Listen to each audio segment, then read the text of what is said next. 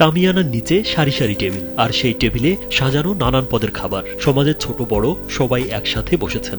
কেউ করছেন ভাত পরিবেশন, কেউ আবার ডাল, তরকারি বা মাংস তুলে দিচ্ছেন একে অপরের প্লেটে। বছরের আর 5টি দিনের মতো নয়, দিনটি ভিন্ন এক আয়োজনের সাক্ষী। সমাজের সব মানুষের মিলন মেলা ঘটে এক ছাদের নিচে, এক টেবিলে। আমি ছোট থেকে দেখেছি যে আমার বাপ দাদা যত যা আছে এই অনুষ্ঠানটা করে আসতেছে।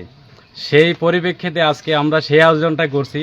সকাল দুপুর আমাদের সমাজে যত মানুষ আছে সব মানুষ একসাথে আমরা খাবো। বছরের নির্দিষ্ট একদিন সমাজের কোনো বাড়িতেই সকাল ও দুপুরে চুলা চলে না। সবাই মিলিত হন এক সামিয়ানার নিচে। ছোট বড় নির্বিশেষে সবাই বসেন একই টেবিলে, একই থালায় খাবার ভাগাভাগি করে নেন। এ যেন শুধু খাবার নয়, একতার বার্তা, মেলবন্ধনের উৎসব। বাৎসরিক একবার করে এই প্রতিবারই বহু সাল একসাথে করে আমার খাওয়া দাওয়া করা হয়। এটা থাকবে, আমার মরে গেলে আমার সালপালের লাতিপুত্র ধরে রাখবে।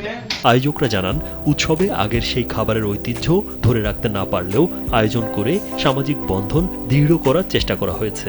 খাবারের আয়োজনে ছিল আলুর ঘাটি, খাসির মাংস, দই, মিষ্টি অন্যতম। পুরাতন একটা রীতি রেওয়াজ আমরা বাপদাদা এটা ধরে রাখছি এবং এভাবে চলে আসতেছে, ভবিষ্যতেও থাকবে আশা করা যায়। আমাদের সমাজে 2-3 বছর পরে পরে এগুলা অনুষ্ঠান করে, এগুলা সবাই মিলে একত্রিত হয়ে আমরা এই আয়োজনগুলো করি। ছোটবেলা থেকে এইভাবে এটা করে আসছি, এখনো ধরে রাখছি। পেশা ও যাপিত জীবনের তাগিদে সবার ব্যস্ততায় মানবিক সংযোগটি যেন হারিয়ে না যায়, তাই পরস্পরের প্রতি সৌহার্দ্য, ভ্রাতৃত্বের বন্ধনটি যেন জাগ্রত থাকে, সেই লক্ষ্যে এই ঐতিহ্যবাহী অনুষ্ঠানের আয়োজন করা।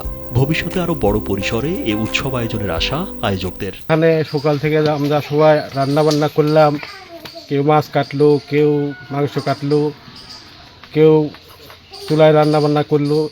সবাই একসাথে মিলেমিশে একত্রিত হয়ে আমরা সামাজিক একটা অনুষ্ঠান করি। মঙ্গলবার নাটোরের নলডাঙ্গা উপজেলার পশ্চিম মাদনগর বাজেহালতি প্রামাণিক পাড়া সমাজের আয়োজনে সামাজিক বন্ধন, ঐতিহ্য ধরে রাখতে সমাজের সকলকে নিয়ে এই আয়োজন।